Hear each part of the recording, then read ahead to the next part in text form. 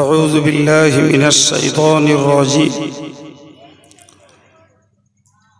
وسارعوا إلى مغفرة من ربكم وجنة عرضها السماوات والأرض أعدت للمتقين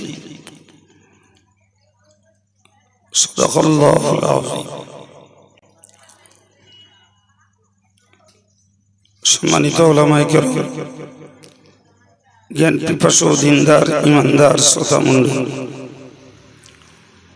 শুকরিয়া আল্লাহ পাকের দরবারে যিনি দীর্ঘ 1 বছর পর মাদ্রাসার বাৎসরিক ওয়াজ ও ইসলাহ সাহেবের মাহফিলে আমাদেরকে সমাবেত করিয়েছেন। সকলেই বলি আলহামদুলিল্লাহ। সঙ্গে প্রিয় নবী সাল্লাল্লাহু আলাইহি ওয়াসাল্লামের প্রতি জানাই অসংখ্য দরুদ ও সালাম। সমাবেতভাবে সকলেই আরো একবার বলি সাল্লাল্লাহু আলাইহি ওয়াসাল্লাম। ভাই, এতক্ষণ ধরে জলসা চলছিল, তো মজলিসের অবস্থায় তো এতক্ষণ যিনি ওয়াজ করছিলেন উনি কি কোরআন হাদিস ছাড়া অন্য কিছু বলছিলেন নাকি? একটু কথা বলো। এই যে লোকগুলো মজলিসে বসেনি, এরা কি ওয়াজ হলে মজলিসে বসবে? গল্প না হাসি ঠাট্টা? তো যারা অকাজে বাইরে আছেন আমি তাদেরকে অনুরোধ করছি মজলিসে এসে বসার জন্য।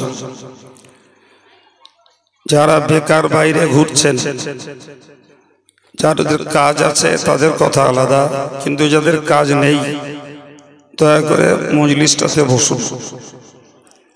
মনে রাখুন, এই মজলিসটা কোরআন হাদিসের সমন্বয়ে কিছু জ্ঞান সংগ্রহের মজলিস, এটি অন্য কোনো মজলিস নয়। সুতরাং যদি আমরা পরকালে বিশ্বাসী হই তাহলে কিছু দিনের জ্ঞান লাভের জন্য এই মজলিসটাতে সকলকে বসে যাওয়া দরকার। এখন যারা বাইরে আছেন তারা যদি নাই বসেন তাহলে তাদেরকে অনুরোধ করব, যারা আমার মজলিসে বসে আছেন মনোযোগের সঙ্গে কথাগুলো শুনতে চেষ্টা করুন, লাভ হবে। এই কোরআন শরীফে আল্লাহ বলেছেন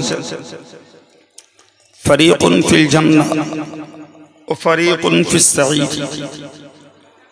মানুষের মধ্যে একদল হবে জান্নাতে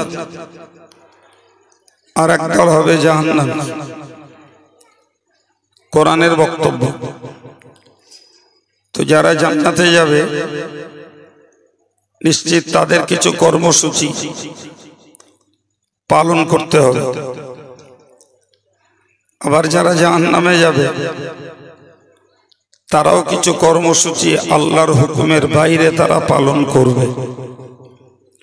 তো এই মজলিস থেকে যে প্রশিক্ষণ আল্লাহর বান্দা বান্দীদের কাছে দেয়া হয় সেটা জান্নাতে যাওয়ার কিছু কর্মসূচি। সুবহানাল্লাহ।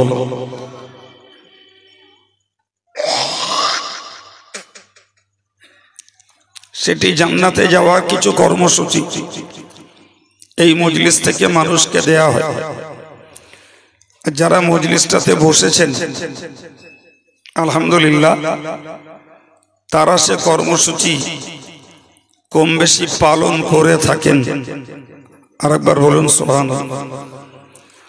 যেমন কোরআন শরীফে আল্লাহ বলেছেন ইন্নাল্লাযীনা আমানু ওয়া আমিলুস সালিহাত, যারা নেকির কাজ করে ঈমান এনেছে এবং ঈমান আনবার পরে যারা নেকির কাজ করেছেন কানাত লাহুম জান্নাতুল ফিরদাউসি নুজুলা, তারা জান্নাতুল ফিরদাউসের মেহমান। সুবহানাল্লাহ বলে আর একটু মন খুলে বলে। তাহলে এ থেকে বুঝতে পারা যায় যে জান্নাত পাওয়ার জন্য আমাদের এক পর্যায়ের কর্মসূচি হলো ঈমানটাকে ঠিক রেখে দিয়ে নেক কাজের পরিমাণ বাড়ানো। এটা আমাদের একটা কর্মসূচি খোদ আল্লাহ দিয়েছেন। তো মাশাআল্লাহ যারা মজলিসে বসে আছি এরা তো ঈমান ঠিক রেখে নেক আমলের প্রতি মনোযোগী হয়েছেন। যারা মজলিসের বাইরে তারাও ঈমানদার এবং আশা করি তারাও নেক আমলের প্রতি আকৃষ্ট। কিন্তু আমাদেরকে মনে রাখতে হবে জীবনে যেগুলো শিখেছি আর করছি তা সব শেষ নয়, বরং জীবনে শেখারও আরো আছে, আমলেরও আরো আছে। ঠিক কিনা বলে? এই জন্য শিক্ষার মজলিস হলে সকল ঈমানদারকে তাতে বসা উচিত। আর যিনি যতটা আমল করেন তাদের আমলের পরিমাণটাও বাড়ানো উচিত।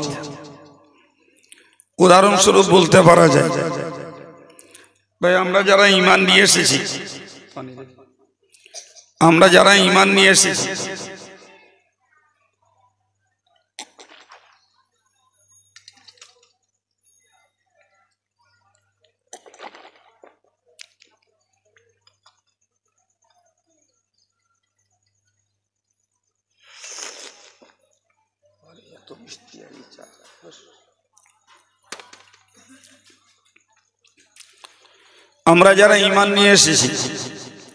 খুব সহজে একটা কথা বুঝি ভাই। আমরা সাধারণত জানি কলেমা পড়লে একজন ঈমানদার হয়, কিন্তু আপনি বলবেন যত লোক কলেমা পড়ে, আচ্ছা ভাই সকল মানুষের কলেমা একরকম বলে মনে হয়? কথা বলে কলেমার বুলিটা এক, কিন্তু সত্যি সত্যি কি কলেমা পড়া লোকেদের চরিত্র সবার কি এক? বলেন বলেন। কেউ কলেমা পড়ে ভিক্ষে করে, কেউ কলেমা পড়ে কল্প সাফ করে, সুবহানাল্লাহ। আবার কেউ কলেমা পড়ে রাতের বেলা চুরি করতেও বেরোবে। তাই কলেমা পড়নেওয়ালা লোকেদের মধ্যে বিভিন্ন চরিত্রের মানুষ রয়েছে। ঠিক তদ্রূপ যে আমল করলে জান্নাতে যাওয়া যাবে সেই আমলও সকলের একরকম নয়। কেউ কলেমা পড়ে নামাজ পড়ে না, কেউ কলেমা পড়ে নামাজ পড়ে কিন্তু জমাত ধরে না, আবার কেউ নামাজও পড়ে জমাত সহ নামাজ আদায় করে, কিন্তু দেখা যায় মানুষটা হালাল পথে জীবনযাপন করে না। আবার কাউকে দেখা যায় কলেমা পড়ে 5 ওয়াক্ত নামাজ নেই, জুমাটা পড়ে। আবার কেউ জুমাটা পড়ে না তো শুধু ঈদটা পড়ে, অথচ সবাই এক কলেমার ভাই। সবার কলেমা বুলিটা একরকম, কিন্তু কলেমার চরিত্রটা সকলের একরকম নয়। এই জন্য ওয়াজ শুনতে হয়, কবে কোন সময় কোন কথায় কার মনটা গলবে, কে হেদায়েতের প্রতি আকৃষ্ট হবে। এই জন্য আমাদেরকে শিক্ষার আলোচনা যেখানে হয়, জ্ঞানের আলোচনা, সেটাকে শুনতে হয়। প্রিয় ভাইরা আমার, কোরআন বলল তোমরা যদি জান্নাতে যেতে চাও তাহলে তোমাদের প্রথমত ঈমানটাকে ঠিক রাখা দরকার। দ্বিতীয়ত আল্লাহ বললেন ঈমানের চাহিদা অনুযায়ী তোমাদের সকলকে নেক আমল করাও দরকার। বিনিময়ে তোমরা জান্নাতুল ফিরদাউসের হকদার হতে পারবে। সুবহানাল্লাহ। অন্য আয়াত পাকে আল্লাহ বলেছেন মান আমিলা সালিহাম মিন যাকারিন আও উনসা ওয়া হুয়া মুমিন, যারা ঈমান সহ নেকির কাজ করবে, ঈমান সহ যারা নেকির কাজ করবে তারা দুটো পুরস্কার পাবে। একটি পাবে তারা, ফালানুহিয়ান্নাহু হায়াতান তাইয়্যিবা, আমি আল্লাহ তাদেরকে শান্তির জীবন দান করব। সুবহানাল্লাহ বলেন। আর দ্বিতীয়ত বললেন, ওয়ালানাজজিয়ান্নাহুম আজরাহুম বিআহসানি মা কানু ইয়ামালুন, আমি আল্লাহ তাদেরকে আমলের তুলনায় অনেক শ্রেষ্ঠ পুরস্কার তাদেরকে দান করব। মুফাসসিররা বলেছেন ওই শ্রেষ্ঠ পুরস্কারটা হলো আল্লাহ পাকের জান্নাত। তাহলে ঈমান সহ নেক আমলের বিনিময়ে আল্লাহ আমাদেরকে দান করবেন দুটি জিনিস, একটা শান্তির জীবন আর একটি হলো দয়ার জান্নাত। যে সমস্ত ভাইয়েরা এবং মায়েরা নিজেদের ঈমানটাকে ঠিক রেখে দিয়ে নেক আমলের প্রতি তারা নিজের জীবনটাকে কায়েম রাখতে চেষ্টা করছেন, আল্লাহ পাক কোরআনের ঘোষণা অনুযায়ী তাদেরকে জান্নাতুল ফিরদাউসের হকদার বানান। আর একবার বলেন আমিন। কোরআন শরীফের অন্য আয়াত পাকে আল্লাহ বলেছেন, হে ঈমানদার, তোমরা মনে রাখো তোমাদেরকে জান্নাত পাওয়ার জন্য আর একটা রাস্তা খুঁজতে হবে, সেটি হলো ইন তাজতানিবু কাবাইরা মা তুনহাউনা আনহু, যদি তোমরা তোমাদের জীবনে বেঁচে চলতে পারো ওই জিনিসগুলো থেকে যেগুলো থেকে তোমাদেরকে নিষেধ করা হয়েছে। আল্লাহ আমাদেরকে নিষেধ করেছেন তোমরা শিরক করো না, আল্লাহ আমাদেরকে নিষেধ করেছেন তোমরা সুদ খেও না, আল্লাহ নিষেধ করেছেন তোমরা গান শোনো না, আল্লাহ আমাদেরকে নিষেধ করেছেন তোমরা মদ খেও না, আল্লাহ আমাদেরকে নিষেধ করেছেন তোমরা পরের সম্পদ আত্মসাৎ করো না, আল্লাহ নিষেধ করেছেন তোমরা তাস খেলিও না, আল্লাহ নিষেধ করেছেন তোমরা জুয়া খেলিও না, আল্লাহ নিষেধ করেছেন তোমরা কোনো দরগায় যেয়ে হাজত মান্নত করো না, আল্লাহ মেয়েদেরকে নিষেধ করেছেন তোমরা বেপরদায় ঘুরো না। তো এই জাতীয় নিষেধগুলো থেকে যারা বাঁচতে পারবেন, আল্লাহ বললেন অনুদখিলকুম মুদখালান কারীমা, আমি আল্লাহ তাদেরকে সম্মানের সঙ্গে জান্নাতে প্রবেশ করাবো। এই দুটি আয়াতের সমন্বয়ে আমরা যে শিক্ষাটা লাভ করতে পারি সেটি হলো এটাই, একদিকে আমাদেরকে নেক আমল করতে হবে আর একদিকে আমাদেরকে পাপ আমল থেকে বাঁচতে হবে। এই দুটির সমন্বয়ে আল্লাহ জান্নাত দান করবেন। আমি এই জন্যই গোড়াতেই বলেছি যে জান্নাতি যদি আমরা হতে চাই তাহলে আমাদের জন্য দুটো কর্মসূচি, একটা হলো নেক আমল করা আর একটা হলো বদ আমলগুলোকে ত্যাগ করা। এই দুটো কর্মসূচি এর বিনিময়ে আল্লাহ আমাদেরকে জান্নাত দান করবেন। আলহামদুলিল্লাহ, আমার যে সমস্ত ভাইয়েরা মায়েরা যারা ঈমান ঠিক রেখেছেন, নেক আমল করছেন এবং পাপ আমল থেকে নিজেদেরকে যারা রক্ষা করে চলতে পারছেন, এই আয়াত অনুযায়ী তারা সম্মানের সঙ্গে আল্লাহ পাকের জান্নাতের হকদার হবেন। বলুন ইনশাআল্লাহ। আর একটু জোরে বলুন ইনশাআল্লাহ।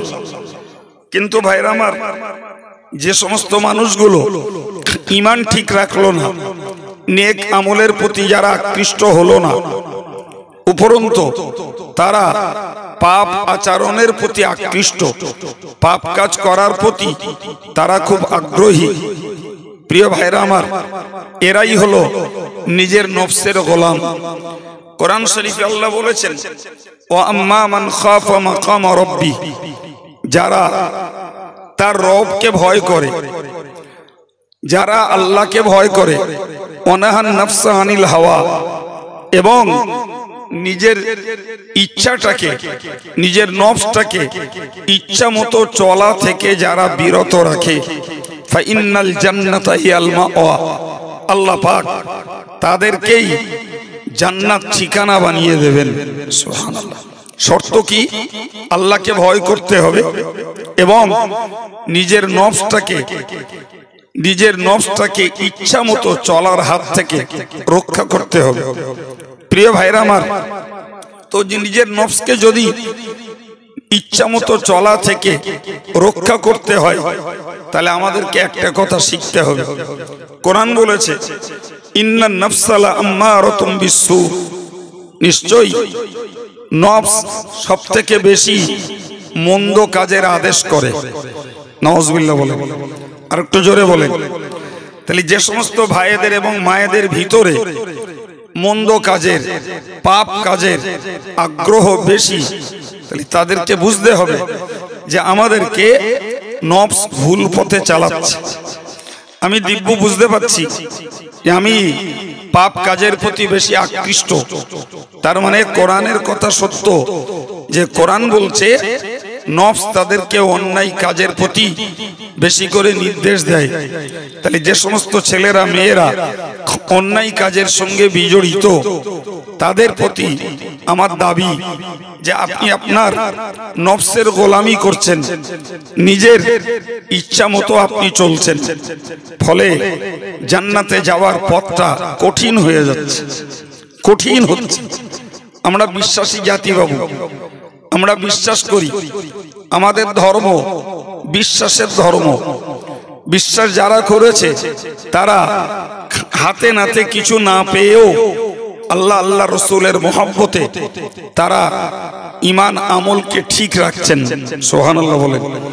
কিন্তু বিশ্বাসের ভিতরে যাদের দুর্বলতা, বিশ্বাসে যাদের ঘাটতি, তারা ঈমানদার বলে দাবি করছেন, কিন্তু নেক আমলের প্রতি তাদের মনোযোগ কম, বরং পাপের প্রতি তাদের আকর্ষণ বেশি।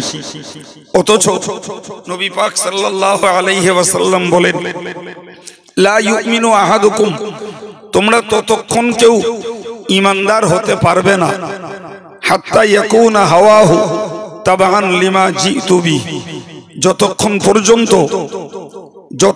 পর্যন্ত আমি আল্লাহ পাকের নবী আল্লাহর কাছ থেকে শরীয়তের যে বিধান নিয়ে এসেছি ওই বিধানটাকে তোমরা অনুসরণ না করবে। সুবহানাল্লাহ বলেন। তাহলে রাসূলুল্লাহ যে বিধান আল্লাহর পক্ষ থেকে নিয়ে এসেছেন ওই বিধানকে যতক্ষণ পর্যন্ত কেউ অনুসরণ না করবে ততক্ষণ সেই মানুষটা পূর্ণ ঈমানদার নয়। এখন আমার সমাজকে ভাবতে হবে যে আল্লাহ পাকের রাসূল আল্লাহ পাকের পক্ষ থেকে যে বিধান আমাদেরকে এনে দিয়েছেন তার দুটি সাইড আমি একটু আগেই বলেছি। একদিকে নেক কাজ করা, আর একদিকে পাপ কাজ ছাড়া। তাহলে যারা নেকির কাজ করবেন আর পাপের কাজ যারা ছাড়বেন তারাই প্রকৃতপক্ষে নবী পাকের আনা বিধানের কাছে মাথা নত করেছে বলে প্রমাণ হবে। কিন্তু যারা এর উল্টো করবেন তারা নবীর আনিত বিধানের কাছে আত্মসমর্পণ করিনি, মাথা নত করিনি, ফলে তারা পূর্ণ ঈমানদার নয়। বাবা ভাই, সেজন্য বলেছি আমরা যতই ঈমানদার হই আর যতই আমল করি আমাদের জ্ঞান লাভ করার দরকার আছে।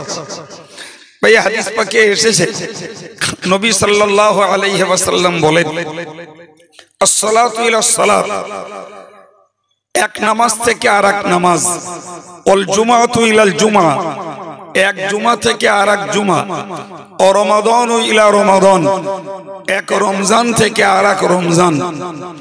এই মাঝখানে যে গুনাহগুলি হয়, তো রাসূলুল্লাহ বললেন এই মাঝখানের গুনাহগুলো পরবর্তী নামাজ, পরবর্তী জুমা, পরবর্তী রমজান মাসের রোজা রাখলে আল্লাহ মাঝখানের গুনাহগুলিকে মাফ করে দেন। আল্লাহ শুকর। তাহলে আমরা যারা নামাজি এই হাদিস অনুযায়ী আমরা বিশ্বাস করতে পারি যে আমাদের যে গুনাহ হয় সেই গুনাহগুলো এই নামাজের বিনিময়ে আল্লাহ মাফ করে দেন।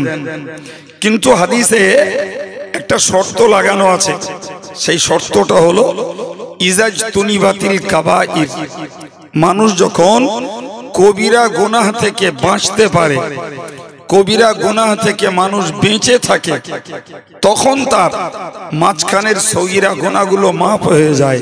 সুবহানাল্লাহ। কিন্তু মানুষ যদি কবিরা গুনাহ থেকে না বাঁচে তখন সগীরা গুনাহগুলো আর মাফ হয় না।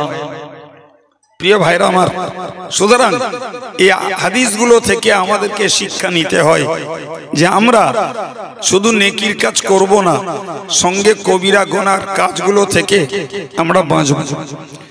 কোরআন শরীফে আল্লাহ বললেন, ওয়াসারিউ ইলা মাগফিরাতিম মির রাব্বিকুম। মহান আল্লাহ বলেন, হে আল্লাহর বান্দা বান্দি, তোমরা আল্লাহর ক্ষমার দিকে দৌড়াও, আল্লাহর ক্ষমার দিকে তোমরা দৌড়াও। কোরআন বলছে যে তোমরা আল্লাহ পাকের ক্ষমার মুখাপেক্ষী হও। প্রিয় ভাইরা আমার, আমরা পাপী সবাই। আমাদের চোখ পাপ করে, আমাদের কান পাপ করে, আমাদের জিহ্বা দ্বারা পাপ হয়, আমরা পায়ে চলি তাতেও পাপ হয়, আমরা হাতে কাজ করি এ হাত দ্বারাতেও পাপ হয়, আমরা মাথায় চিন্তা করি এর দ্বারাতেও পাপ হয়, আমরা কলবে নিয়ত করি এর দ্বারাতেও পাপ হয়। হয় না? হয় না? একটু বলেন। জি হয়। দুনিয়াতে চললে পরে এই অঙ্গগুলির দ্বারা কখনো কখনো পাপ হয়ে পড়তে পারে। আমার আল্লাহ বললেন, বান্দা তোমার পাপ কম হোক আর বেশি হোক, পাপ কম হোক চাই বেশি হোক, তুমি হতাশ হয়েও না, নিরাশ তুমি হয়েও না। আমি আল্লাহ তোমাকে বলছি, তুমি লা তাকনাতু মির রাহমাতিল্লাহ, আমি আল্লাহর রহমত থেকে তুমি নৈরাশ হয়েও না। তুমি অন্তর থেকে তোমার স্মরণীয় পাপের জন্য তুমি ক্ষমা চাও, আমি আল্লাহ তোমার সমস্ত রকমের পাপকে মাফ করে দেব। এখন আমাদেরকে সিদ্ধান্ত নিতে হবে যে আমরা পাপ করেছি কি করিনি, আর পাপের হাত থেকে আমরা ক্ষমা পেতে চাই কি চাই না। সিদ্ধান্তটা আমাদের নিতে হবে। যদি সত্যি মনে হয় যে আমরা পাপ করেছি এবং ক্ষমা নেওয়ারও দরকার আছে, তাহলে আল্লাহ পাকের ঘোষিত ক্ষমার দিকে আমাদেরকে আকৃষ্ট হতে হবে। প্রিয় ভাই, এই একটা মজলিস, হাদিস পাকে এসেছে, রাসূলুল্লাহ বলেন, মান তালাবাল ইলমা কাফফারাতুল লিমা মাদা। যারা জ্ঞান সন্ধান করে আল্লাহ পাক তাদের জীবনের ছোট গুনাহগুলোকে আল্লাহ মাফ করে দেন। সুবহানাল্লাহ। তাহলে আমরা এই মজলিসটায় যদি বসি, এই বসবার সুবাদে আমাদের পিছনের জীবনের ছোট ছোট গুনাহগুলোকে আল্লাহ মজলিসের বদৌলতে মাফ করে দেন। সুবহানাল্লাহ।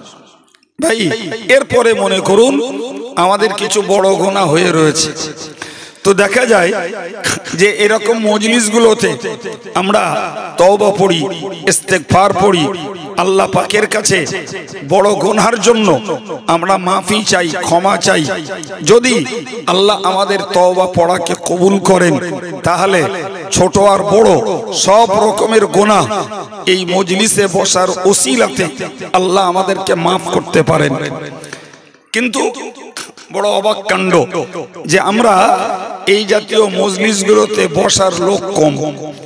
এই যতটা মানুষ মজলিসে আছে বোধহয় রাস্তায় ঘুরছে, এতটা কি এর থেকে বেশি হবে বলে সন্দেহ আমার। কথা বলে যে এরা তো আমাদেরই ঘরের ছেলে, এরা আমাদের ভাই, তাই এরা এই কথাগুলো শুনতে বুঝতে চায় না কেন? এখানে তো কোনো অমুসলিমরা কেউ আসেনি। যে রাস্তায় যারা ঘুরছে তারা অমুসলিম কেউ তা তো নয় বাবা, যা আছে সব আমাদের ঘরের ছেলে মেয়ে, আমাদের ঘরের আত্মীয় স্বজন, এরাই।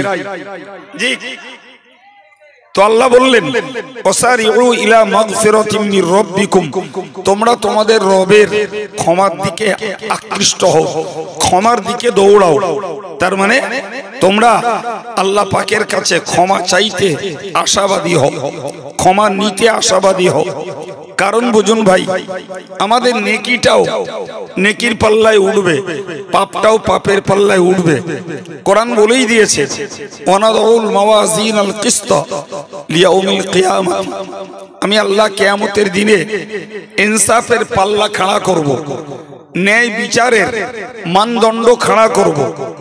নেকির পাল্লায় নেকি চাপবে, পাপের পাল্লায় পাপ চাপবে। জি, ফালা তুযলামু নাফসুন শাইয়া, কোন মানুষের প্রতি আল্লাহ এক বিন্দু অত্যাচার করবেন না, বরং যার যেটা পাওনা সেটাই আল্লাহ দেবেন। কোরআন শরীফে আল্লাহ বলেছেন, ফাআম্মা মান সাকুলাত মাওয়াজিনুহু, যে মানুষটার নেকির পাল্লাটা ভারী হবে, ফাহুয়া ফি ঈশাতির রাদিয়া, ওই মানুষটা সন্তুষ্টির সঙ্গে সেদিন জীবন যাপন করবে। সুবহানাল্লাহ। ওয়া আম্মা মান খাফফাত মাওয়াজিনুহু, কিন্তু সেদিন যার নেকির পাল্লাটা হালকা হয়ে যাবে, ফা উম্মুহু হাবিয়া, তার ঠিকানা হবে হাবিয়া নামক দোজখ। এখন নেকির পাল্লা ভারী করতে গেলে নেক আমলের পরিমাণ বাড়াতে হবে। আমরা নামাজ 5 ওয়াক্তর জায়গায় 6 ওয়াক্ত পড়তে পারবো না, ফজরের 2 রাকাত নামাজকে 4 রাকাত পড়তে পারবো না, মাগরিবের 3 রাকাত ফরজকে আমরা 4 রাকাত পড়তে পারবো না, আমরা জোহর, আসর এবং ইশা এই 4 রাকাত ফরজকে আমরা 8 রাকাত পড়তে পারবো না, ওটা বাঁধা ধর। ঠিক কিনা বলেন প্রিয় ভাইরা আমার? যদি নেক আমলের পরিমাণ বাড়াতে হয় তাহলে আমাদেরকে বেশি করে নফল নামাজ পড়তে হবে। যদি আমাদেরকে নফল জিকির বাড়াতে হয় তাহলে নামাজের বাইরে আমাদের আরো বেশি কোরআন শরীফ তেলাওয়াত করতে হবে। আমাদের নামাজের বাইরে আল্লাহ আল্লাহ করতে হবে, জিকির তাসবিহর পরিমাণ বাড়াতে হবে, আমাদের ইস্তেগফার পড়ার পরিমাণ বাড়াতে হবে। তাহলে আমাদের নেকির পাল্লাটা ইনশাআল্লাহ দিন দিন ভারী হতে থাকবে। ঠিক কিনা বলেন? জি, কিন্তু ভাই সঙ্গে